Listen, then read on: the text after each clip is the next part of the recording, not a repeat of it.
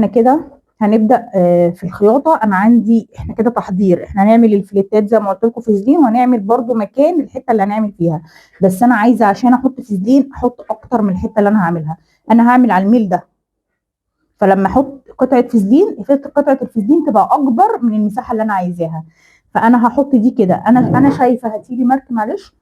انا شايفة كده، شايفة الخط هو مش عارفة بالنسبة لكم واضح ولا لا. هاتي الفوشيا. انا هحطه كده. الفازلين بيبقى ناحية خشنة فيها لزق وناحيه ناعمه، الناحيه الخشنه هي اللي هتبقى على القماش كده. تمام كده. طيب انا عندي قلت ان انا كده عاملاها على ناحيه واحده، الناحيه الثانيه مش عليها. ماشي. فانا هعمل كده علامه كده عشوائيه بس عشان احط حواليها الفازلين، انما الفازلين اكبر منها. فانا هحط دي كده اهي كده. ماشي. وهكوي عليها. هحط بس عند اول الفتحه كده، او اول سوري الجيب، من هنا ومن هنا كده حاجه هتثبت الفازلين، وفي نفس الوقت هي انا كده حاطه القطعتين على بعض.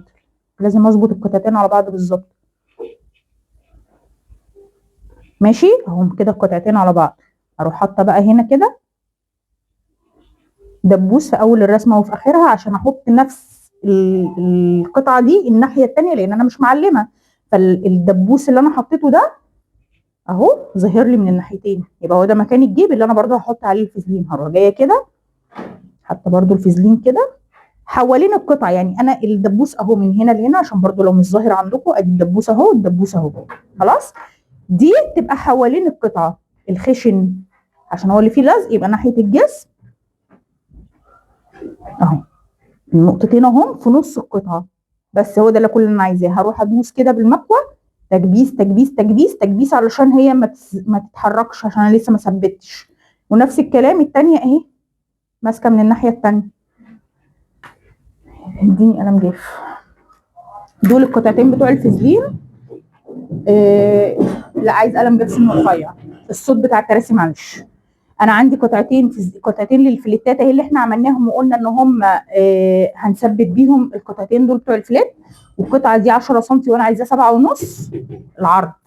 فانا هعمل ايه؟ انا خلاص ثبت بالفازلين، هروح جايه هنا كده مسويه خط بقلم جاف سنه رفيع، ما يبقى سنه تخين، عشان انا عايزه 7.5 بمعنى كلمه 7.5. خلاص. احط خط اساوي بيه القماش كده، وبعدين اروح لفه كده واروح جايبه ال7.5 هنا عند الخط اللي انا رسمته ده. طب هو انا معايا مساحه شويه حلوين يعني، فخلينا نعمل خط تاني عشان ده عريض، ومعايا كده كده المساحه. هعمل خط اهو اهو. ماشي. لف كده. سيبكم من ده خلاص. هاخد 7.5. احط المثلث حلو عشان كده. احط 7.5 اهو من هنا ومن هنا كده. اثبت ايدي، اروح واخده خط تاني، يبقى هو اللي انا عايزاه الخط ده والخط ده. هروح جايبه المقص كده. بصوا هي كده بعد ما اتعملت واتقصت، يعني احنا كده هنقص على الخطين دول بس. انا مش محتاجه اكتر من ال7.5 بالملي. يعني ما بقولش 8، انا قلت 7.5، يعني 7.5. الطول بتاعنا اللي معانا دلوقتي ده 22. عايزه تقصيه لحد 19 لحد ال 20 قصيه، بس انا كده كده هقص زياده في الاخر لما اركب. تمام. انا كده بقى معايا الفليتين اللي هم 7.5. هروح على المكوه اتنيهم بالنص كده، بالنص برضو بالظبط. يعني احط الحرف ده من هنا على بعض كده وادوس بالمكوه كويس. تمام كده. عملنا الامام المكان بتاع الجيوب. انا هشيل دي خلاص، انا مش محتاجه الدبابيس. انا عايزه بقى احدد مكان الجيب بالظبط. خلاص. هجيب برضو قلم جايب سنه رفيع، وهجيب مكان الجيب بالظبط اللي انا عايزاه واروح عاملاه. انا المكان النقطه دي هي كان بدايه الجيب اللي انا عايزاه. فهاجي من عنده كده واروح عامله خط طوله 14 سم من عند النقطه دي كده. اخد طول 14 سم واعمل الخط طوله 14 سم بالظبط. قلت ان الجيب بتاعي عايزه الفليت عرضه 2.5، وعملت ده. حسبته على كده. ما ينفعش بعد ما عملت الفليتات وقسمتها وجمعت وعملت الحوار ده كله اجي اغير هنا. خلاص انا قلت 2.5 يبقى دي 2.5. طيب ال 2.5 دول هيتقسموا 1 وربع الناحيه دي و1 وربع الناحيه دي. هروح جايه كده حاطه 1 وربع بالمثلث ممكن تعملي حاجه كمان، ممكن تعملي المستطيل كله الاتنين ونص وتقسميه بالنص. خلاص. طيب انا هاجي كده اهو عشان برضو اتاكد. انا كده عامله 1.25 من هنا، وهعمل 1.25 من هنا. هاخد من هنا كده بالظبط العرض. انا كده حاطه الخط اللي في النص ده اللي هو الاساسي بتاعي ده، حاطاه على الخط اللي في النص ده. حطه كده بالظبط اهو. هو كده طوله 14 سم. من هنا في 1.25 اهو، الخط بعد الواحد سم بربع سنتي، وهاخد من هنا 1.25 وقفلت المستطيل اهو مثلا من هنا لهنا، سوري لهنا. تمام كده. هقفل المستطيل على واحد، على 2.5، يعني كله على بعضه 2.5، قسمته 1.25 1.25.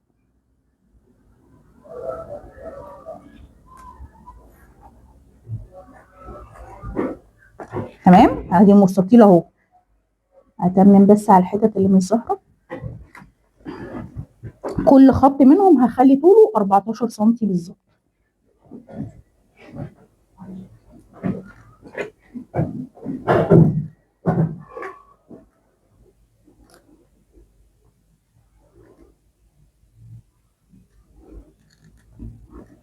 اقفل المستطيل بتاعي.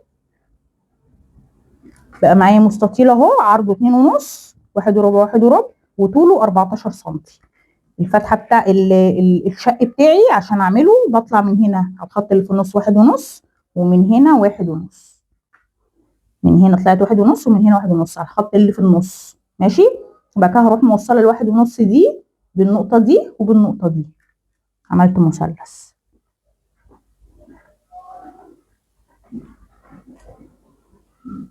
اهم حاجه عندي الزوايا، ماشي، عشان هي الزوايا دي اللي هتديني شكل الفينش بتاع القطعه من بره، لازم تهتمي بيها في القص وفي الخياطه. نفس الكلام. يبقى اول حاجه بعملها هي جيوب الشق في القطعه. انا ما عملتش اي حاجه. اول تحضير لازم اعمله هو الفسدين بتاع الجيب، واعمل الجيب، اخلص الجيب وافنشه وكل حاجه، ابدا بقى خياطه بقيه القطعه. يعني ما ينفعش بعد ما تقفلي القطعه تعملي الجيب، مش هيبقى معاكي المساحه لده، او مش هتعرفي تعملي ده اصلا. خلاص كده. شوفوا قلم مين ده. سوري، احنا ما عملناش الجيب الناحيه الثانيه. انا كده عندي الجيب وحاطه القطع على بعض بالظبط اهو. عايزه اعمل الجيب ده الناحيه الثانيه في نفس المكان بنفس المقاس. هروح جايبه دبابيس كده في الاربع زوايا بتوع الجيب، واحط كده طبقتين على بعض. انا الدبابيس دي ظهرت لي الناحيه الثانيه. تمام.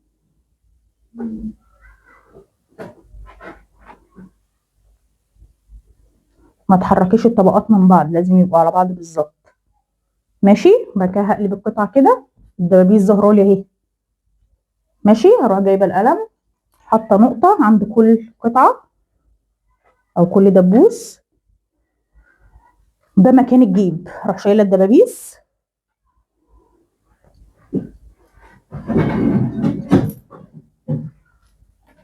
وبعدين هروح جايبه المثلث اعمل خط واحد منهم، يعني اوصل خط واحد منهم، او اوصل النقطه دي بالنقطه اللي تحت، واظبط وانا بحطها كده اتاكد ان هي 14. هي هنا جايه لي 14 مللي، مش عشان الناحيه الثانيه 14 مللي، هو الدبوس هو اللي ممكن يكون اتحرك من مكانه ملي. هظبط كده بقى ال 14 سم بالظبط، مش الا ملي، عشان يطلع شكل الجيب هو هو. وعشان انا لو استهترت بالملي مره هستهتر ب2 مللي بعد كده. خلاص. طيب عملت خط، والنقطه الثانيه بتاعتي هنا. هروح جايه كده حاطه الخط ده كده اهو، واروح واخده 2.5 بالظبط. هنا مش 2.5 بالظبط، هنا 3 الا ربع. هروح جايه عند ال2.5 بالظبط وحاطه نقطه موصله عند ال1.25، اعمل علامه. انا كده برسمهم بطريقه مختلفه شويه. تمام. بس عشان اظبط الاتنين زي بعض. حطيت المثلث كده عند ال1.25، هنزل بخط طوله 14 سم، او ممكن احط خط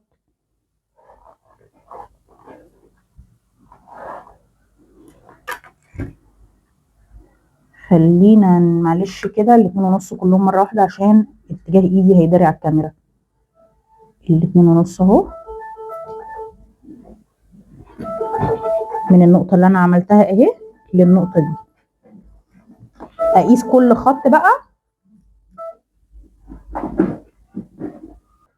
من دول يكون 14 سم واحط علامه.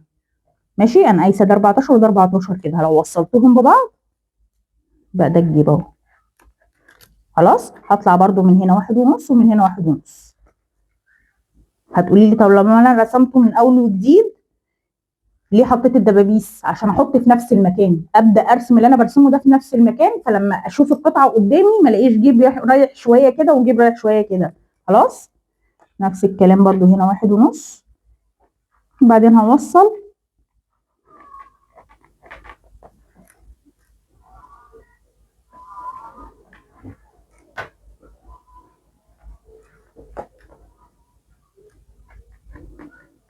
كده. احنا خلصنا الجيب. هنعمل واحد مع بعض في التصوير دلوقتي، وواحد ركزوا كمان في حاجه كمان. انتوا في ناس ممكن تحط الجيب وتبدا من الديل، مش مركزه هي بادئه من فوق ولا بادئه من تحت. خلاص، عشان كده بقول لكم حطوا العلامه وانتوا بتقصوا عشان تبقي شايفه انت حاطه المكان فين. طيب احنا هنبدا في واحد، اي واحد منهم. هناخد للجيب الواحد فليت واحد من اللي احنا عملناه ده، اللي هو قسمناه بالنص اللي كان عرضه 7.5، وقطعتين من دول في وش بعض. ماشي. طيب انا عندي الجيب اهو.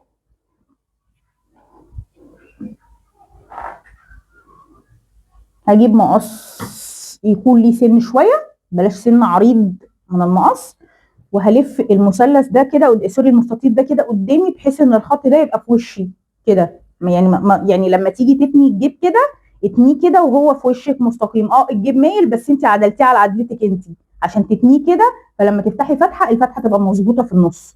لو انت جيتي عملتي كده وعايز تفتحي الفتحه في النص وعملتيه كده، النص ده غير النص ده، ميلتي الخط، فانت ممكن تبوظي الجيب. هتظبطي الجيب كده قدامك، تروحي عامله كده بقى، لما تندي الخط بقى على الخط اهو، تروحي جايبه هنا كده وجايه في النص، رحتي فاتحه فتحه 1 سم بس كده اهي.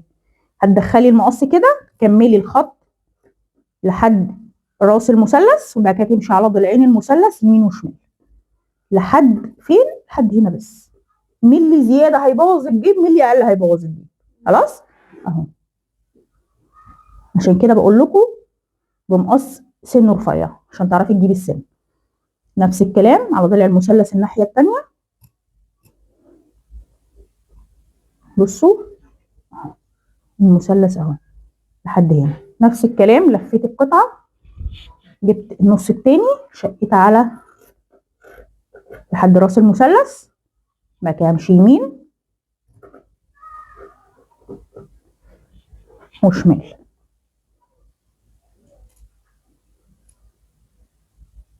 لحد قاعدة المثلث بس، لحد الزاوية يعني. خلاص، روح قلبه كده على الوش. ماشي، ده التجسيم. الجيب بقى مايل لتحت عشان برضو نركز ان محدش يعمل الجيب كده. انا مش هعمل الجيب مايل كده، الجيب مايل مع شكل التجسيم، انا جنابي نازله كده. ماشي.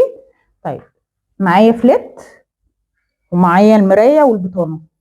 خلاص، الفليت ده المتني المقفول هيبقى ناحيه نص الامامي، والمفتوح ده هيبقى ناحيه التجسيم. هروح حاطه الفليت ده كده على فتحه الشق كده، عشان عندي خط اهو مشقوق، الخط ده هيبقى هنا كده. اديني التاني واظبطي ده. انا قلت ان الحرف ده لازم يبقى الحرف ده بالظبط. ماشي، ما ينفعش واحد اكبر من واحد لان احنا عاملينه بالملي. هروح حاطه ده كده، وموسطنه الزياده بتاعتي اللي هي ال 5 سم او الاكتر من 5 سم، بس مش اقل من 5 سم هنا وهنا. ماشي، يعني انا وسطنت الزياده. ماشي، انا الشقه اهو كده، حطيت الحرف على الحرف بالظبط اهو. ماشي، حرف الشق على حرف الفليتات بالظبط. ركزي ان يبقى الزياده اللي من هنا قد الزياده اللي من هنا، مش تركزي هنا وتنسي. يعني في ناس تركز قوي هنا ومش مركزه الزياده هي موزعاها ولا لا، هي ركزت ان حطت الحرف ده على الحرف ده وتروح مثبته. لا، انا لازم الزياده بتاعتي يمين وشمال كده بالنظر. انا ما قلتلكيش قيسي. هتفرق طبعا. هتخيطي على ايه؟ تمام. حطيت هنا الحرف على الحرف بالظبط. ماشي، وبعدين هروح حاطه دبوس. الدبوس هنا مهم جدا جدا جدا. وحطيته في الاخر عشان ما يجيليش تحت الابره وانا بخيط الاماكن الاساسيه. معايا قطعتين، لو انت قصه دي بميل شويه، انا عايزه يعني هي لو فيها ميل هي دي مظبوطه، مش بميل، يعني لو الجيب مظبوط هتبقى كده، لو الجيب واقف كده هتبقى هي واقفه كده، فانت مضطره تقصي دي بميل، بس انا عشان الجيب بميل فقصيت دي مظبوطه لان هي هتميل مع الجيب كده، خلاص، لان الجيب بيبقى نازل لتحت.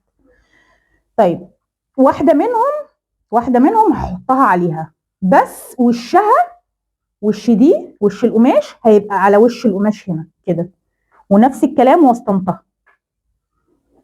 يبقى وش في وش، خلاص، عشان لما تتقلب تتعدل. حطيتها كده بالظبط، واروح حاطه دبوسين تاني برضو في النهايه، ما تقوليليش هو نفس الدبوس احطه، خلاص، عشان انا اللي تحت تهمني عندي. تمام كده. القطعه التانيه حطيتها عكسهم، وش في وش، حرفها على حرف الشق من الناحيه التانيه، ما تحاوليش تفتحي الشق قوي عشان ما يبص من الحروف، عشان هو لو فك من الحروف مش هيبقى احسن حاجه. حطيت الحروف كده على بعض، تمام، روح حاطه دبوس من هنا ودبوس من هنا. هو يمكن اتقل حاجه في الشغل او اصعب حاجه في الشغل في القطعه كلها على بعضها هو الجيب. خلص الجيب خلص كله، لا، الكابيشو مش صعب خالص، ده اسهل مما تتخيل. خلاص، خلصنا الجيب، هو اصعب حاجه، هو مش صعب بس هو اكتر حاجه فيها شغل. خلص الجيب هتلاقي القطعه كلها خلصت. تمام، خلصنا كده. هروح قلبه الناحيه الثانيه، بس وانت بتقلبي عشان دول ما يتقلبوش معاكي هنحط برده دبوس هنا كده، عشان انا لو اتقلب وخيطت وجت طرف منهم حرف صغير خيطت عليه بالغلط وانا مش شايفاه، هضطر افك الشق، ولو فكيت الشق مش هيظبط معايا من تاني مره. قلبت كده، القطعه ما اتقلبتش معايا، دي ما دخلتليش تحت دي وانا مش مركزه معاها، عشان انا كل تركيزي هيبقى هنا دلوقتي.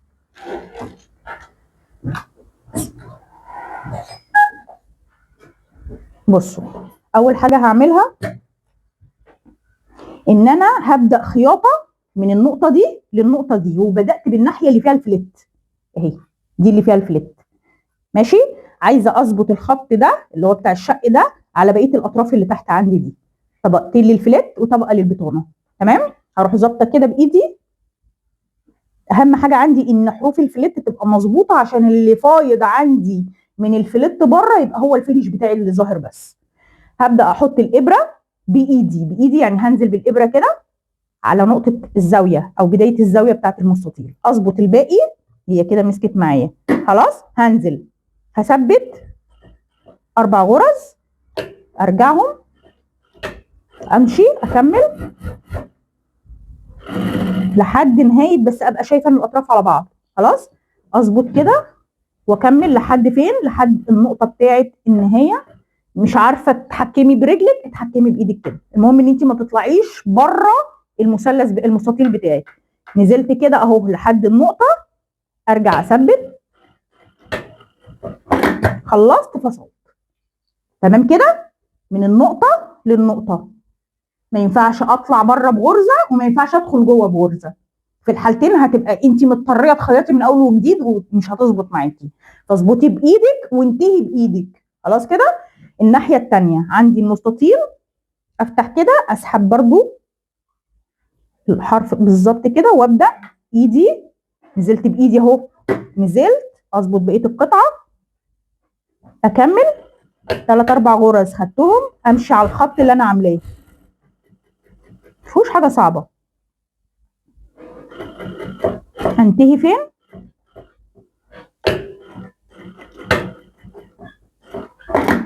فصلت، اروح قلبه شايله الدبابيس كلها خلاص مش محتاجاها،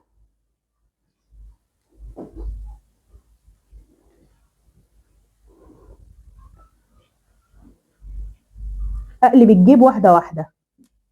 لو فتح من الحروف من الزوايا مش افضل حاجه بالنسبه لي. دخلي دي كده واسحبيها، خلاص، دخلي دي كده اهي، بديها لايدي الثانيه، سحبتها، اعدل بقى الجيب كده قدامي، ودي كده اروح تانيها كده ومدخلاها من غير ما امط في القماش، انا مش عايزه امط الفتحه خالص اهي، دخلت كل حاجه جوه، ماشي. اللسان ده، المثلث ده اسمه لسان، هدخله لجوه كده من هنا ومن هنا، واظبط حرف الجيب ده المتني عند حرف الخياطه دي كده، واظبط جزء جزء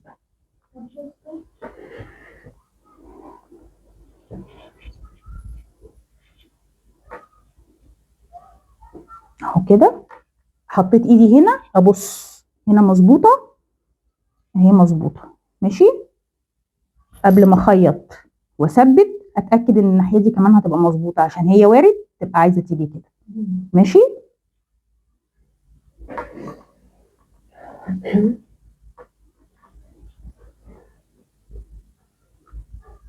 نظبط كده المتني بتاع الفليت، الحرف اللي هو المتني ده من الناحيه الثانيه عند الزاويه دي بالظبط، ظبطته كده. هروح ماشيه عند الخياطه بتاعت قاعده المثلث بالظبط، واقف اهي، مشيت على قاعده المثلث بالظبط، هو ما خيطش اصلا.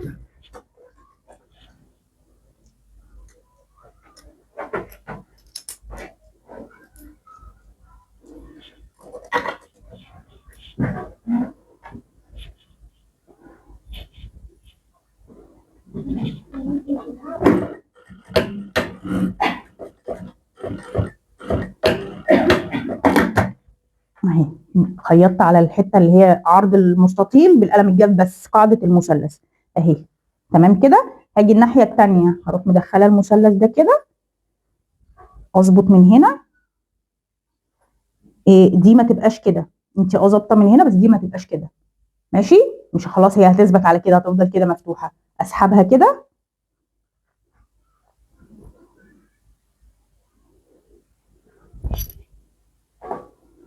امشي على العرض بتاع المثلث من الناحيه دي، طول ما انا برضو ماشيه ببص.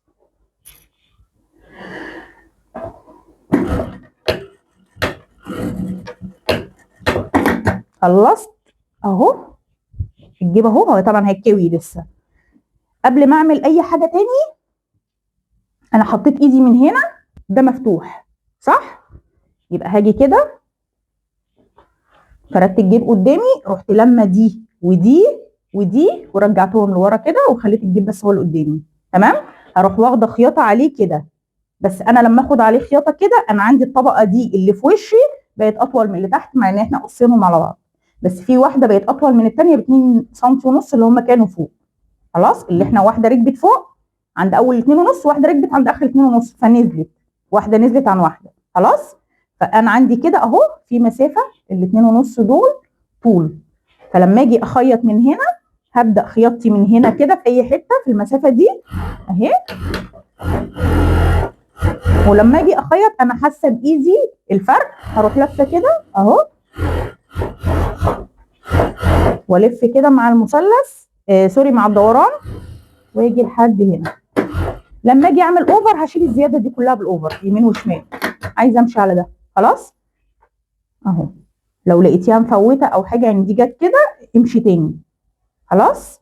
طيب ده هيتعمل اوفر كله، يعني انت مش شرط تعملي اوفر في البيت، اللي ما عندهاش اوفر بتعمل اوفر بره، انت بس لما تروحي خليه هو يعمل لك الجيب خلاص، هيشيل لك الزياده دي كده. بصوا بقى احنا كده عملنا جيوب ومن ناحيتين. احنا الفازلين ده بالنسبه لي خلاص ملوش لازمه، لو عايزين تشيلوه شيلوه خلاص. عندي عملنا الجيبين المفروض يتكووا طبعا، بس احنا مش عارفين نوصل للمكوى. بصوا هنحط وش على وش كده، دي رقبه الامام اهي، هنحط وش على وش، نظبط الدنيا كده، وهنحط دبابيس. الدبابيس مهمه لما اكون بركب طولين على بعض، علشان مفيش واحده لو تولت هتلاقي التانيه شربت، بقت عامله واحده فيها ورا شربت، يعني عملت نفخ كده، بقت واحده منفوخه وواحده لا، يعني لما تيجي تفتحي كده تلاقي دي عامله كده، او واحده كده وواحده كده ماشي.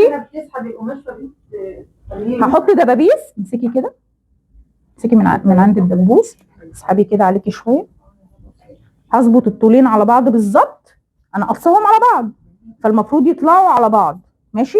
هحط الديل على بعض اهو، واحط دبوس، يبقى انا حطيت في الاول دبوس وفي الاخر دبوس، والدبوس بحطه بالعرض، يعني امشي عليه كده بالعرض خلاص، عشان لو مشيت عليه هحط بقى هنا مثلا 20 سم واحط دبوس، مش بالرقم يعني، مش بالظبط، ماشي. نفس الكلام من هنا. اللي هم اي اظبط بيهم الدنيا بس، او كأن حد ماسك معايا خلاص، عشان هي ده حاجه طويله مش حاجه قصيره هفضل ماسكه كده مثلا.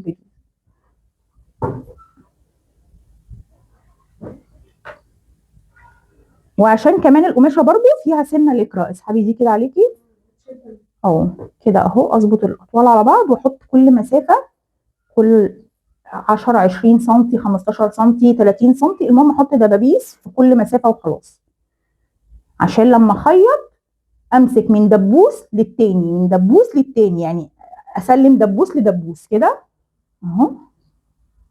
هوريكم دلوقتي يعني ايه. انا دلوقتي سايبه 1 سم هنا خياطه عشان هعمل عليه الخياطه اللي في نص الجلباب من قدام او نص الدريس من قدام. هاجي من هنا كده على 1 سم، انا يا دوب بس هعمل اوفر وتبقى هي السنده بتاعت عرض الدواس اللي انا هخيطه من قدام. هثبت وهمشي كده، انا عند دبوس وهمسك للدبوس ده بس، واكمل واظبط ايدي من هنا اهي تظبط عشان الحرفين دول يبقوا على بعض، ماشي. امشي خياطه، خلاص وصلت للدبوس ده اروح ماسكه ده، ايدي وصلت لهنا اروح واقفه وامسك الدبوس اللي بعده، وهكذا لحد ما اخلص القطعه بتاعتي. لو انت حاطه الدبوس بالعرض مظبوط المكنه مش هتكسر الابره، لو انت حاطه الدبوس بالورب او بالطول هتكسر الابره، فتشيليه قبل خلاص، يعني ما تمشيش على الدبوس وهو محطوط عكس.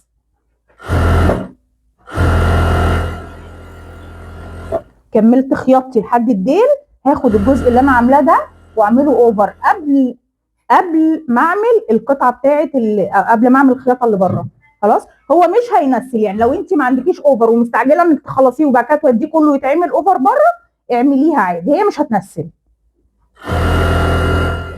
بس انا طالما الاوفر تحت ايدي دلوقتي يبقى هعمله اوفر خلاص كده. بصوا كده احنا عملنا اوفر، قلنا ما ينفعش نعمل الخياطه اللي هنعملها دلوقتي اللي بتاعت عرض الدواس من غير ما نكون من غير ما يكون هو فردي كده، يعني قصدي لوحده، لازم يبقى معانا الامام لوحده، ما ينفعش نركبه في الخلف وبعدين نعمل الخياطه دي. عملتي اوفر ما عملتيش اوفر، اعملي الخياطه طالما فصلتي كده، ما ينفعش تسيبيها كده بقى، هي اصلا موديلها ان يبقى فيها خياطه، فلو مش هتعملي الخياطه اللي في النص يبقى بلاش اصلا تفصلي. بصوا بقى انا كده هخلي الخياطه بتاعتي نايمه على جنب واحد من الاثنين، اي جنب فيهم، بس الاحسن ان هي تنام ناحيه الجنب اللي هيبقى شمالك، ماشي. يعني انا لما البسها كده دي شمالي، فهنيم الخياطه ناحيه الجنب الشمال اهي، وانا بصلها هي يميني، هي دي عايزه الخياطه اهي نايمه ناحيتها. هاجي كده وعندي هنا الدواس بتاعي، هو الخياطه اللي انا هعملها اسمها خياطه عرض دواس. الدواس بتاعي ليه 2 رجل كده، رجل واحده منهم اسمها رجل دواس، ماشي، او عرض دواس. فباجي اخلي الخياطه اللي انا عاملاها دي على الجنب كده، سواء كان من هنا او من هنا على حسب الاتجاه اللي هتعملي عليه. الخياطه اللي انا عاملاها دي هتبقى من هنا، فالابره هتنزل بعدها بحوالي نص سنتي 6 مللي حاجه كده خلاص اهي. بسم الله انا ظبطت كده. عيني بقت فين؟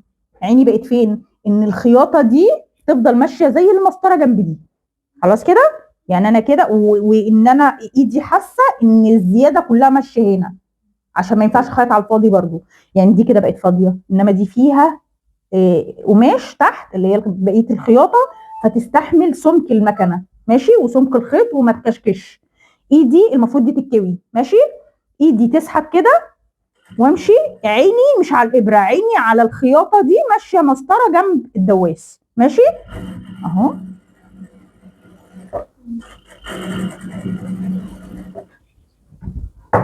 طول ما انا ماشيه بريح القماش لجوه كده، بخليها تحت الدواس، بخلي زياده القماش تحت الدواس كده.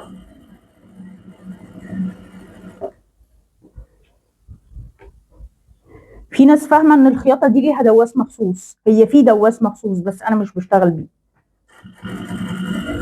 يعني فاهمين ان هي لازم الدواس عشان يعملوها. هوريكم الدواس لو جنبي دلوقتي.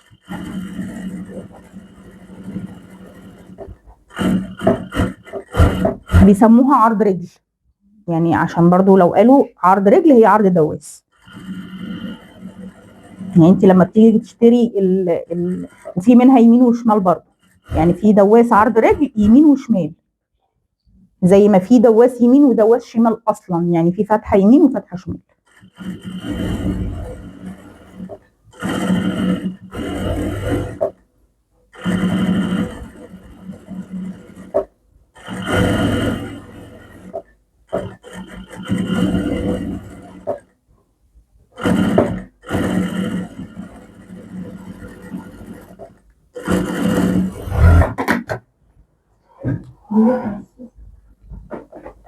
بصوا، هي دي كده شكل اللي في الصوره، ماشي؟ ده اللي احنا عملنا زيه. انا عايزه اشوف لكم عندي دواس عرض ولا لا. اليمين والشمال اللي هي بتبقى كده فتحه بتاعت الابره في الجنب، ماشي؟ تبقى فتحه الابره في الجنب، دي كده الفتحه يميني. لو حطيت الدواس كده الفتحه على يميني يبقى دي اسمها رجل يمين، ماشي؟ في زيها الفتحه شمال، بتبقى اسمها شمال اهي، الفتحه شمال لو ركبتها كده بتبقى شمال. مالهمش مش شرط عشان السوسته بس. انا عايزه اشوف لهم الدواس اللي هو اهو، ده اسمه عرض رجل، بتبقى رجل طالعه ورجل نازله كده. ده لما بتيجي تمشي بيه المفروض ده كده يمين، الرجل الواطيه هي اليمين. يعني ده لو انا عندي قطعه كده اهي وهخيط على اليمين، دي هتبقى الرجل القصيره او اللي هي المرفوعه لفوق، هو واحده مرفوعه عن واحده، شايفين؟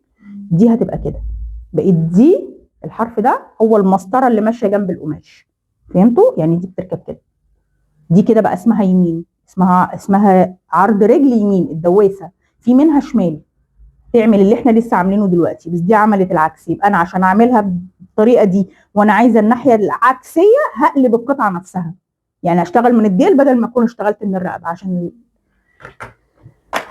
طيب احنا كده قلت المفروض تكوي بقى، كل خطوه المفروض تكوي عشان المكوه دي بتريح القطعه نفسها، ما تخليكيش فيها كشكشه او حاجه. كده الخطوه اللي بعدها اني هخيط الميل بتاع الكتف من ناحيتين امام وخلف مع بعض، يعني هفرد القطعه بتاعت الخلف كده واروح جايبه الكتفين على بعض واروح قافله من هنا خياطه ومن هنا خياطه واروح عاملاهم اوفر. انت ما عندكيش اوفر، اعملي القطعه كلها وبعدين تعمل اوفر، انما القطعه اللي في النص دي خيطيها واعمليها اوفر لوحدها الاول عشان تكمليها، انما بقيه القطعه خلاص كلها بقى بعد كده اعمليها كلها وبعد كده اعملي اوفر. بسم الله. انا كده هخيط على 1.5 او مسافه الخياطه اللي انا سايباها، وزي ما قلت لكم هي عشان هي قطعه صغيره انا مش محتاجه احط لها دبابيس، انا حطيت الاول والاخر على بعض اهو، اكمل خياطه ماسكاها هي اولها على اخرها ايه في ايدي. هعمل ده اوفر. خلاص عايزه تعملي لها عرض دواز زي ما عملنا يبقى هتعمليها اوفر وبعد كده تعملي الكم الاول. ما عندكيش اوفر، هي القماشه ما بتنسلش وهتثبتيها، بس مش معنى كده انك ما تعمليش اوفر خالص، لان القماشه فيها سنه لكره ففي بتطقطق قماش، اي حاجه فيها لكره هتطقطق خياطه، سوري.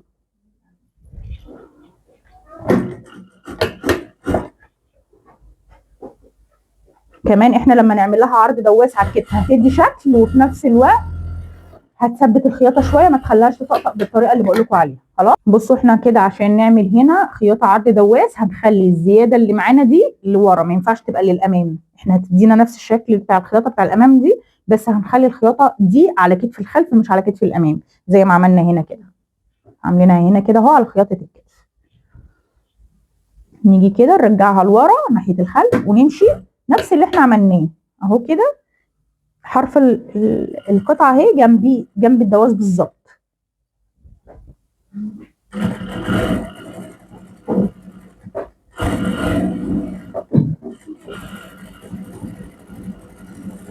مشينا للاخر وفصلنا. خلاص المطه دي او الوروره اللي انتوا شايفينها دي اول ما تحطي عليها مطه هتروح هترجع لطبيعتها دي بسبب ان القماشه بتمط. خلاص اول ما تحطي على اي قماشه بتمط وعملتي عليها خياطه وعملت كده، بس مش وروره، يعني مش زي بتاع تركيب السوسته. تركيب السوسته مثلا لو بتركبي سوسته وعملت معاكي كده ده بسبب ان السوسته ما بتمطش والقماشه بتمط، فانت المفروض تثبتي القماشه الاول، تثبتيها يعني تحطي لها فسدين او شريط او حاجه، في شريط فسدين بيتباع 2 سم زي ده كده بس مش دبل فيس، فسدين عادي زي اللي احنا ركبناه في الجيب بس شريط يعني بيلزق من ناحيه واحده. خلاص كده. طيب احنا دلوقتي هنركب الكم. عندي الكم بتاعي هيركب منين؟ من الحته دي للحته دي اهي. دي كده مكان تركيب الكم. خلاص. عندي في الكم في فرن في النص، هاخد اي واحد من الاثنين لان انا ما عنديش امام وخلف في الكم. الكم مقصوص مظبوط من فوق مش براس كم. حطيت قدامي الخط بالعرض، الحته دي رايحه للمكنه اهي، وش القماش هو اللي قدامي، معايا الكم اهو وفي فورت في النص. هحط الفورت ده هنا على الخياطه اللي انا لسه عاملاها على نص الكتف بالظبط، ماشي. وهحط دبوس كده. خلاص. هخيط بقى من اول هنا دي على دي كده اهي كده لحد الناحيه التانيه. شوفي انت سايبه قد ايه وخيطي عليه، سايبه 1 سم خيطي على 1 سم، سايبه 1.5 خيطي على 1.5 اهو. انا كده وصلت للنص، اروح ماسكه النص التاني. ايدك تظبط، ايدك دي تظبط الحروف دي على بعض، تظبطي كده اهو، وتروحي حاطه ايدك كده. كملي نفس الكلام، هعمله الناحيه التانيه واروح عاملاهم اوفر. خلاص. معكيش اوفر برضو هتعملي القطعه كلها اتخلصت، تروحي تعملي هتوديها عند الراجل تعمل اوفر. بصوا بقى احنا كده عملنا اوفر. هروح حاطه الخياطه دي على الخياطه دي اهي. هحط دبوس، الدبوس هحطه فين؟ مش بحطه من الحرف هنا، انا بحطه من مكان ما هخيط. انا هخيط على 1 سم، يبقى من بعد ادخل لجوه كده 1 سم واروح احط دبوس. هخيط على 2 سم، 2 سم احط دبوس، 3 سم، 3 سم احط الدبوس. الدبوس هيركب مكان ما انا هخيط عشان لما افتح كده الاقي الخيطين دول على بعض. مش هحط الدبوس هنا واخيط هنا فاجي افتح من جوه بعد ما اشيل الدبوس هنا الاقي دي عامله كده. خلاص. انا كده هخيط على 1 سم، انا سايبه 2 سم، هخيط على 1 سم وابقى كده دخلت 1 سم جوه الجسم، عشان انا عارفه ان هو كده كده المقاس مظبوط عليا ان شاء الله، لاني ما اشتغلتش بمقاسي ده مره ولا اتنين، انا اشتغلت بيه كتير. هحط الخياطات على بعض كده اهو 1 سم، انا هسيب 1 سم، فحطيت المسافه على بعض كده من عند ال1 سم واروح حاطه الدبوس. حطيت الدبوس كده ماشي، واروح فاتحه جوه بعد ما حطيت الدبوس واشوف الخياطات على بعض ولا لا. لو مش على بعض اشيل الدبوس واحطه تاني عشان تطلع الخياطه تحت الباط على بعض. اظبط بقى من هنا كده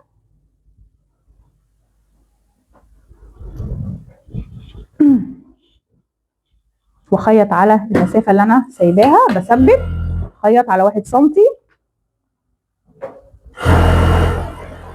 انا لو هخيط على 2 سم همشي على العلامه دي اللي انا عاملاها، خيطت على 1 سم مشيت في نص المسافه. خلاص. هاجي عند الدبوس، انا حاطه الدبوس هنا اهو، امشي كده اهي ماشي. انا كده عند الدبوس، طالما وصلت بالابره دي عند الدبوس ده، عايزه تشيلي الدبوس ده شيليه، ما وصلتش عنده ما تشيليهوش.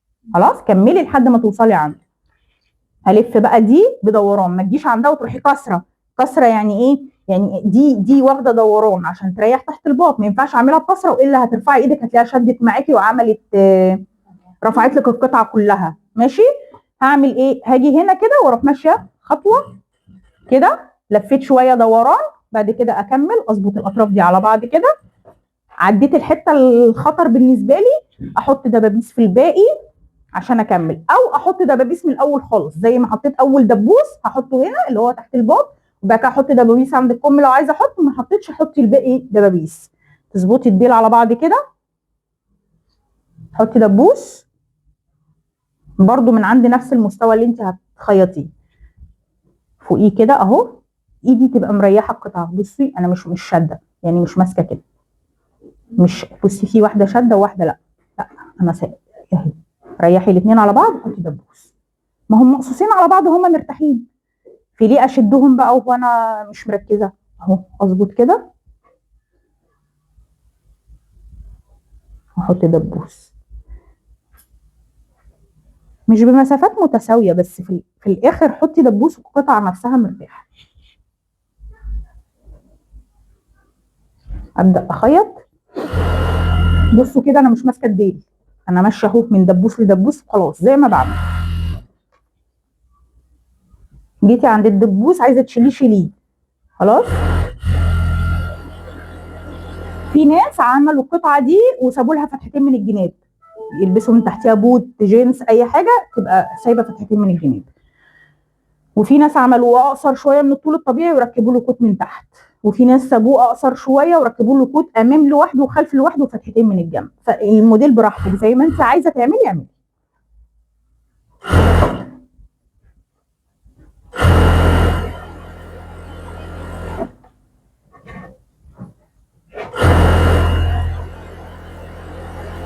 خلصت اعمل بقى ايه؟ اوفر.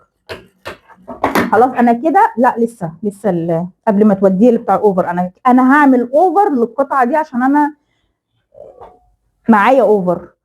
إيه لو انت لسه هتروحي للاوفر يعني هتودي اوفر بره، ركبي الكابيشو الاول وبعد كده وديه كله اوفر. خلاص. طيب دي الاساور. طيب اديني الكابيشو الاول اعمله عشان تعمليه لي اوفر. بصوا احنا الكابيشو اهو. الكابيشو بقى محتاج يتعمل اوفر لوحده، يعني انت يعني محتاجه تركبي تقفلي الكابيشو الاول وتوديه كقطعه يتعمل اوفر، عشان في خطوه هنا محتاجين لها اوفر قبل. فممكن تعملي ايه؟ ممكن تقفلي الكابيشو والحته بتاعت نص الامامي الاول وتاخدي القطعتين دول تروح تعمليهم اوفر عند الراجل. خلاص. انا هنا همشي. بصوا ده شكل القطعه اهي. شايفين الراس من هنا؟ هي الدوران ده الجزء اللي واخد دوران من فوق ده او واخد زاويه بدوران ده هو بس اللي هنقفله. هاجي هنا كده بسم الله 1 سم، مش عايزه اكتر من كده. ماشيه مع الدوران ده كده. بقى المفروض يروح يتعمل اوفر من هنا ويفتح لك دي كده ويعمل الحته المستقيمه بس، ملهوش دعوه بالحته بتاعت الرقبه. ما ينفعش يعملها لك اوفر، لو عملها لك اوفر بوظ لك الكابيشو كله. فتركزي معاه، ما تديش لحد يعمل لك اوفر في حاجه وقطعه منفصله لوحدها كده الا لما تبقي واقفه جنبه. خلاص. هيعمل لك دي كده. بصوا القطعه اهي. هيعمل لك دي كده اوفر. بعد ما يخلص دي هيروح عامل لك دي كده المستقيمه بس وهي مفتوحه. هيعمل لك دي كده اوفر. خلاص. هتشوفوها دلوقتي. معانا بقى الاساور. الاساور انا معايا اهي. القطعه ليها وش وظهر. مسكت القطعه اهي. هروح تانيها كده الاول واروح واخده مسافه الخياطه اللي انا سايباها كده ماشي، واتنيها كده نصين. بقت عامله زي الغويشه كده. البسها في ايدي اشوفها هي كده مريحاني ولا هي واسعه، ولا مثلا انا عايزه اضيق او كده. انا حاساها بس مريحاني ولا لا. مش مشكلتي ان هي واسعه ولا ضيقه، ما ممكن تبقى مضيقه او مريحاني. هي مريحاني ولا لا، هو ده اللي انا عايزاه. مش مهم هي واسعه ولا ضيقه، هي مريحاني ولا لا. في ناس بتحبها كده، انا عشان بلبس حاجات في ايدي فممكن اكون عايزاها واسعه كده. انا شايفاها ان هي مريحاني فخلاص اخليها. عايزه تضيقي ضيق. فهمت اقصد ايه؟ يعني مش الفكره هي ضيقه او واسعه، هي كده كده بتمط. هي لازم تبقى واسعه. انا كده مثلا ضيقت منها شويه فهقلبها تاني واشوف. يعني انا بقيسها اهو قبل ما اركبها ماشي اهي. لبستها هي مريحاني وفي نفس الوقت اسهل او احسن شكلا ان هي مظبوطه اكتر. ماشي. هعمل الثانيه بقى بنفس المقاس. لما اجي اعملها بنفس المقاس كده انا كده سايبه لها 1.5. انا يعتبر خدت 1.5. خلاص. شيل بقى الحته الزياده دي. هعمل الثانيه نفس القطعه بالظبط. اعمل الحته المستقيمه. هجيب القطعه بتاعتي اللي هي الكم اهو. انا كده عملنا في الجنبين اوفر. انا بقى معايا القطعه دي مستقيمه كده واكبر من دي. انا دي كده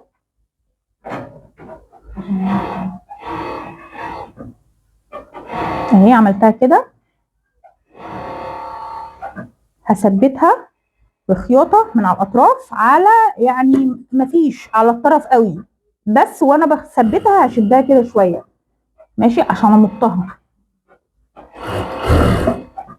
انا بثبتها بس عشان ما تفلتش مني وانا بخيطها. ماشي. مش عايزه تثبتيها يعني الخطوه دي اختياريه براحتك. عايزه تعمليها اعمليها، مش عايزه انت حر. انت شغال.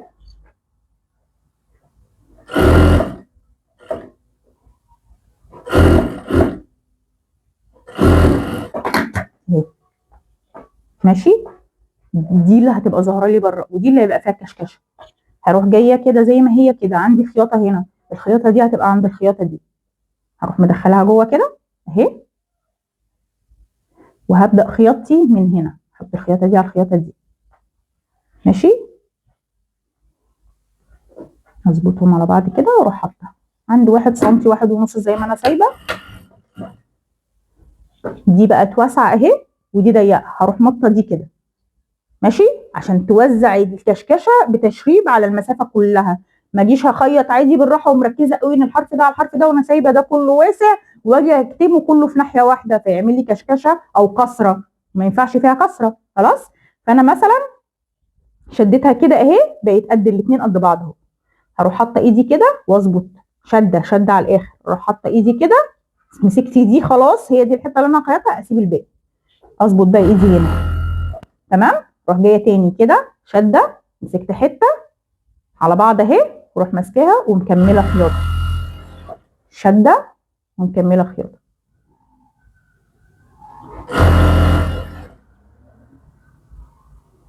عرفتوا ليه انا ثبت الحرف بتاع الاسوره؟ عشان لما اشد كده ابقى تركيزي مثبتاه في حته معينه اهو. خلصت اهي، بصوا الكشكشه بقت متوزعه ازاي عليها كلها. فانا دي كده هتتعمل اوفر طبعا. انا لما اقلبها كده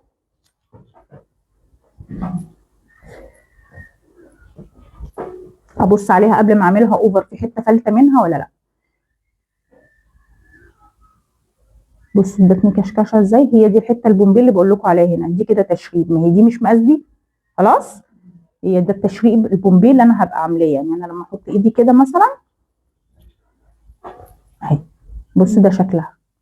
خلاص كده، هنعمل الاسوره الثانيه بنفس الطريقه برده. هاتي الكابيشو. الكابيشو بقى عشان انا قلت لكم ان احنا قبل ما نركب الكابيشو في حته معينه لازم تتعمل اوفر، وهي الحته المستقيمه دي اهي. مش احنا كنا هنا سايبين 3 سم في نص الامام؟ ده تشطيب القطعه دي، تشطيب القطعه اللي هتبقى متنيه لبره، زي ما احنا شطبنا الاسوره بتانيه، دي التانيه بتاعتها. ماشي، مش احنا مش هنركب بطانه، فلازم نداري الحته دي بحته نظيفه شويه. هنعمل ايه؟ هي بص اتعملت اوفر بس على المفتوح، ما جيناش جنب الدوران بتاع الرقبه زي ما هو. هاجي من هنا وهاتني كده 3 سم بتوعي اللي انا مش عايزاهم، واحط دبوس.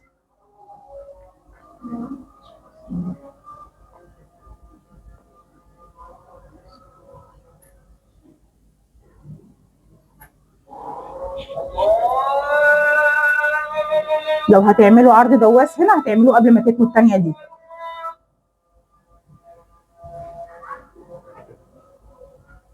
تلاتة سم كده وتحط دبوس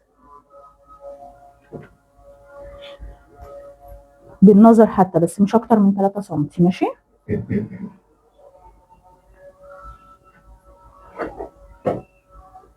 دي حته مهمه يعني.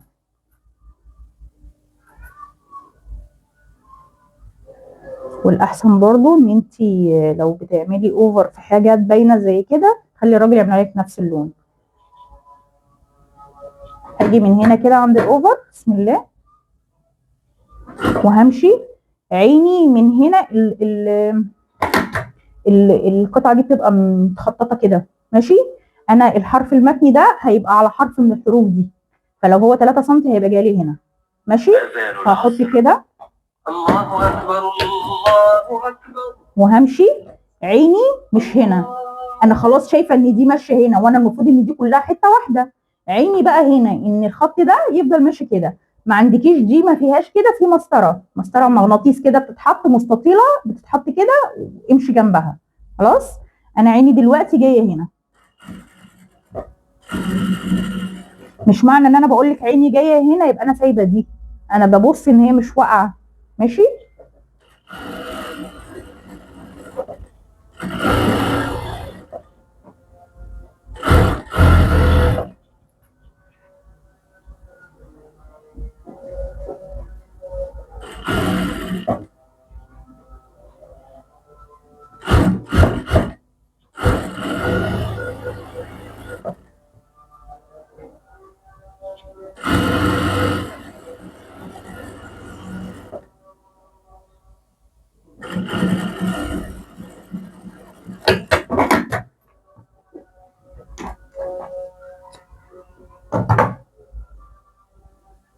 تتكوي طبعا. ماشي، هقلبها كده، همشي جنبها عرض دواس. ازاي بقى؟ انا هنا ما عنديش حته بارزه وحته مش بارزه عشان امشي عليها. همشي الحته السميكه هي دي، صح؟ يبقى همشي هنا جنبها من الناحيه دي، مش جنبها من الناحيه دي، عشان الناحيه دي هتقع. لو وقعت هتمشي حته على دي وحته ممكن تبقى فاضيه، وانا عايزه الشكل العام بتاعي من بره يطلع نظيف. اروح جايه كده مخليها الخياطه اللي انا لسه ماشيه جنبها دي بقى هي اللي هنا هتمشي جنبها بقى بالظبط. يعني اعتبري ان الخط اللي انت مشيتيه دلوقتي ده هو المسطره اللي انت ماشيه عليها. خلاص، مالكيش دعوه باي حاجه غير ان الخياطه اللي انت لسه مخيطاها تبقى جنب الدواس بالظبط. انت يا بنتي معانا؟ طيب.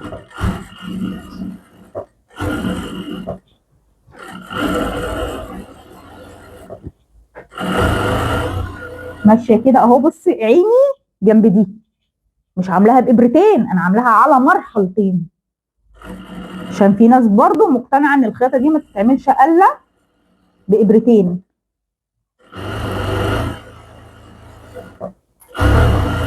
اكيد مش هروح اشتري مكنه مخصوص عشان اعمل ابرتين. اهي بقت طالعه زي الخياطه بتاعت الجنسات والحاجات دي.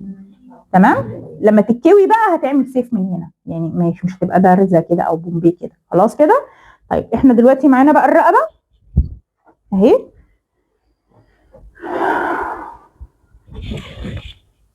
الرقبه في الخلف كان في فرط كده، وفي الامام متعلمه بدي. تمام. طيب لو انا الامام عندي كان حته واحده كنت هعمل له فرد زي ما عملت هنا. خلاص كده. طيب الكابيشو بتاعي ده ناحيه مفتوحه اهي وناحيه مقفوله، ما هو ده الجزء بتاع الرقبه. تمام. انتوا وقفتوا ليه؟ اقعدوا. هحط وش القماش في وش القماش انا فتحت اهو.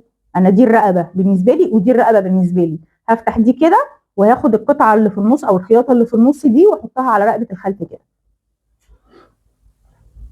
واحط دبوس. ثبت الفرد مع الخياطه بتاعت نص الكابيشو من ورا من ناحيه الياء، سوري، من ناحيه الرقبه اهو.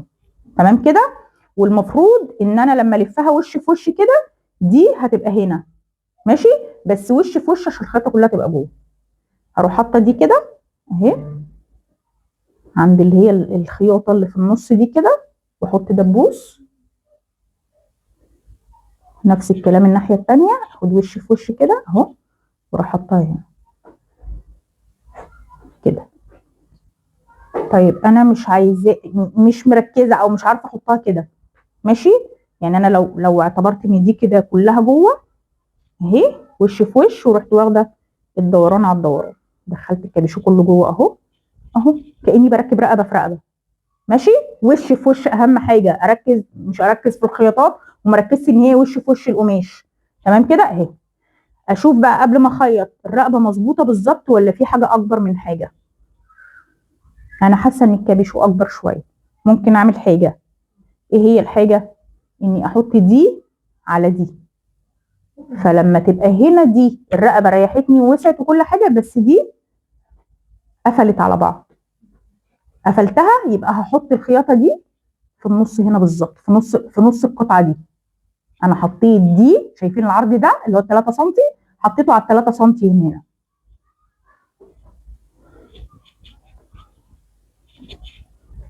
بصوا انا دلوقتي الكابيشو بتاعي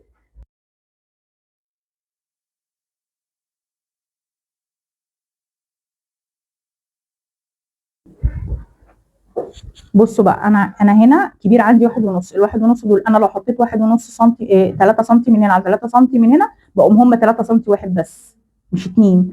فماشي، انا كده شلت 1.5 من هنا و1.5 من هنا اللي هم ال1.5 اللي كانوا زياده عندي. خلاص كده. لو ثبت دي كده على بعض بالخياطه، المفروض اليمين تبقى على الشمال. اليمين عشان بس تبقوا فاهمين، انا في اي حاجه حريمي اليمين هي اللي على الشمال، ملوش علاقه بالخياطه اللي انا اتكلمت فيها هنا دي. انا بتكلم اليمين هي اللي على الشمال، يعني لو بعمل مرض زراير وعراوي كده اليمين هي اللي على الشمال، لو بعمل بتلات البنطلون اليمين هي اللي على الشمال، عشان الرجال الشمال على يمين. خلاص. انا كده حطيتها كده، بقت شبه الكروازيه، حاطين حاجه على حاجه قافلينها، بس هما يا دوب ال 3 سم دول على 3 سم دول اهو، هثبتهم بخياطه واتعامل معاها على انها دوران. خلاص.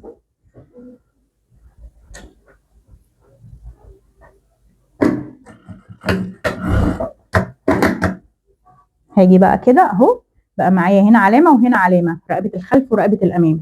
هروح حاطه ال 3 سم دول ماشي اهو. انا هدخل الكابيشو كله اهو جوه وانا عدلاه ماشي اهو. حطيت نص هنا دبوس اهو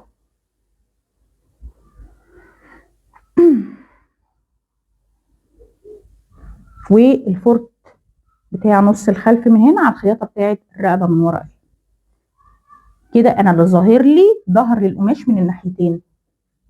طالما خيط لو ظاهر لي وش يبقى انا كده في حاجه غلط عاملاها قبل ما اخيط. ركزوا في النقطه دي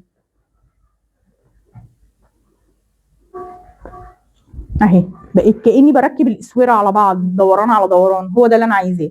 دلوقتي انا هركب من بدايه من نص الخلف لحد ما اقف هنا، يبقى هبقى مركزه قوي مع النص ده بس. وصلت هنا هبقى مركزه مع النص ده بس. خلاص بسم الله. هبدا كده اهو من نص رقبه الخلف وهي 1 سم اللي هتخيطي عليه. شلت الدبوس عشان انا خلاص مش محتاجاه. اظبط بقى كده. انا ماسكه هنا عند الدبوس بتاع رقبه الامام واظبط الدوران ده على الدوران ده. انا يهمني جدا لان في واحد مش هتلاقيهم بالحرف على بعض، فانا هظبط كده او حطي دبابيس بس برضو مظبوطين مع بعض. ما تشديش حاجه عن حاجه، انا مش عايزه تشريد اهو على 1 سم. انا كده هما مظبوطين على بعض بالظبط. مش محتاجه احط زياده ولا اشد حاجه عن حاجه، واصلا ما ينفعش اشد حاجه عن حاجه. انا حليت الزياده باني حطيتها كروازيه لان ده شكل، انما غير كده لا. خدي من الرقبه من ورا وضيقي الكابيشو. خلاص يعني لو انت مش عايزه الكروازيه ده او مش عايزه تحطي الاثنين دول على بعض، بس انا شايفه ان هي ليها ميزه انها هتقفل لي الرقبه شويه ما تبقاش واسعه، او هتداري لي الرقبه وانا لابسها، انما مش هتضيق لي الرقبه. وصلت الرقبه الامام، شيل دبوس الامام خلاص، والف بقى واركز مع النص التاني.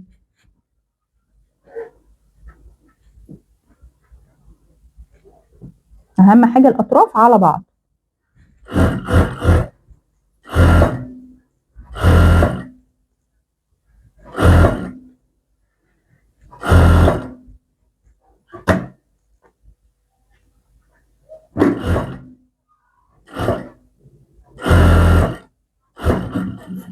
وصلت للرقبه بتاعت الخلف كده خلصت. كده انا اقدر اودي القطعه كلها على بعضها للراجل يعملها لي اوفر بما فيهم الديل، علشان انا لما اتني الديل هتنيه زي ما عملت في الكابيشو ثانيه واحده واعمل له خياطين. خلاص يعني الديل ده كده خلصت. هو خلص الاوفر بتاع الجناب وكل حاجه، والقطعه اللي فوق والاساور وكل حاجه عملها اوفر.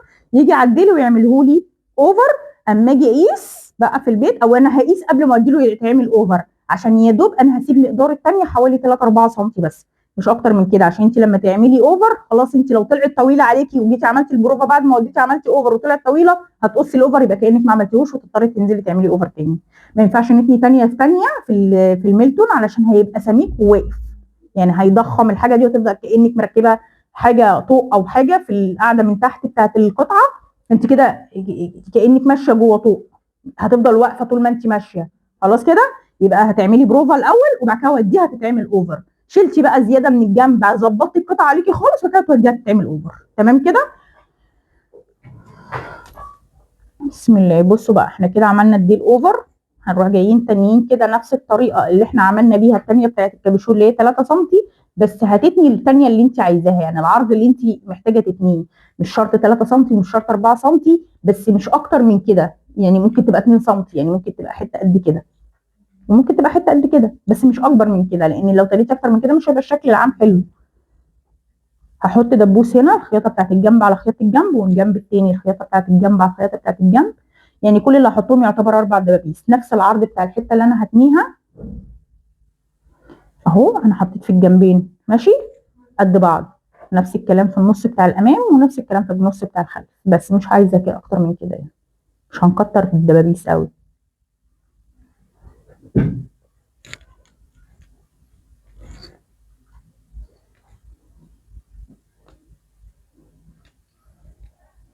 خلاص اهم حاجه التانية اللي انت تانيها يبقوا كلهم قد بعض. امسكي بقى من اي جنب فيهم، من جنب. ما ينفعش تبداي خياطتك من نص الامام ولا من نص الخلف، من الجنب ماشي. من الدبوس ده للدبوس ده اظبط ايدي في النص كده. يعني بصي هي ادتني عرض قد ايه، اظبط على حتى الحته اللي انا عايزه امشي عليها من هنا لهنا. ما ينفعش كل ده واروح حاطه ايدي كده وخلاص واروح ماشيه، لا انا اركز. انا عندي المسافه دي قد المسافه دي، ايدي تظبط في النص قد بعض. ماشي، بعد كده اروح ظابطه هنا وامشي خياطه. نفس الكلام برضو، عيني جايبه لحد العلامه اللي انا ماشيه عليها هنا ورحت ماشيه عليها كده. يبقى يعتبر هخيط كل ربع على مرحلتين. انا كده حاطه 4 دبابيس، يبقى معايا 4/4 من هنا لهنا ربع اهو. ببدا امسك من الدبوس اهو كاني هبدا تاني من الاول. ماشي، ايدي من هنا لهنا، وبعدين ثبت ايدي في النص ده جاي. ماشي، رحت مثبته ايدي في النص وبعدين سبت الباقي، وايدي من هنا تظبط النص اللي انا ماسكاه ده اهو. بعد كده اكمل النص التاني بنفس الطريقه.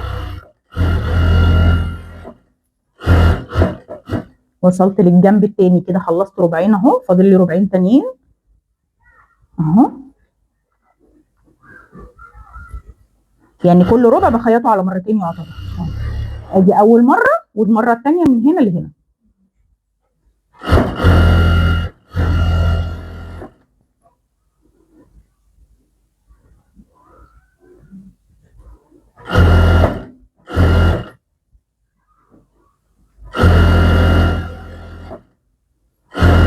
عايزه تخيطي عليها خياطه ثانيه خيطي زي ما عملنا في الكابيشو، مش عايزه براحتك. خلاص كده، هي لما تتكوي هتنام. بصوا عرضها قد ايه، ما ينفعش تعملي اعرض من كده بقى، مش هيبقى حلو. خلاص، الجزء بتاع الرقبه نفس الخياطه. عايزه تسيبيه كده سيبيه، انت مجرد ما هتكوي القطعه كلها هتبقى زي الفل. عايزه تعملي من هنا خياطه زي اللي احنا عاملينها هنا دي حوالين القطعه دي لسبب واحد بس هو اللي هيفرق معاكي، ان دي خياطتها ما تطلعلكيش كده. فاحنا هنثبتها على الجسم كده، مش هتطلع، مش هتقلب معاكي كده. تمام. طيب عشان نخيطها دي هتبقى لتحت كده ناحيه الجسم. ماشي، ونبدا خياطه من هنا وانا ماشيه. وانا ماشيه ايدي دي عماله تزق الخياطه ناحيه الجسم. ماشي، يبقى الكابيشو هو اللي الناحيه دي والجسم الناحيه دي. ايدي كده بقى بالراحه وامشي كاني ماشيه عرض دواس، بس بقيت عكسه الحته العاليه اللي انا ماشيه عليها اهي، بقت ناحيتي. ماشي، بقت الناحيه دي مش ناحيه جوه كده، وعيني بقت على الخياطه من هنا كده جنب الدواس. ماشيه بالراحه كده عشان الشكل العيني دي حاجه في الوش. عايزه تبدايها برده خياطه من النص الخلفي ابدايها، عايزه تبدايها من الكتف ابدايها. يعني في الرقبه هنا ابدايها من اي حته عايزاها. ماشيه بالراحه عشان الشكل العام ما يطلعش وحش.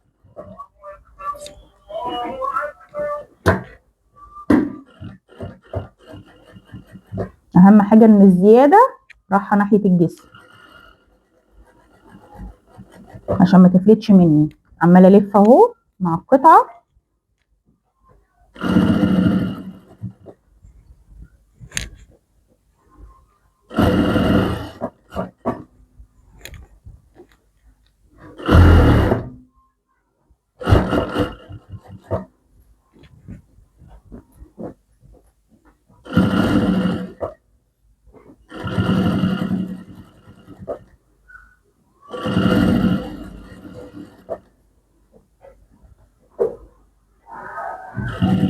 لحد ما وصلت لنفس المكان بالظبط، عشان الشكل برضو عملت تثبيت وفصلت، ما بقاش باين اهو خياطه.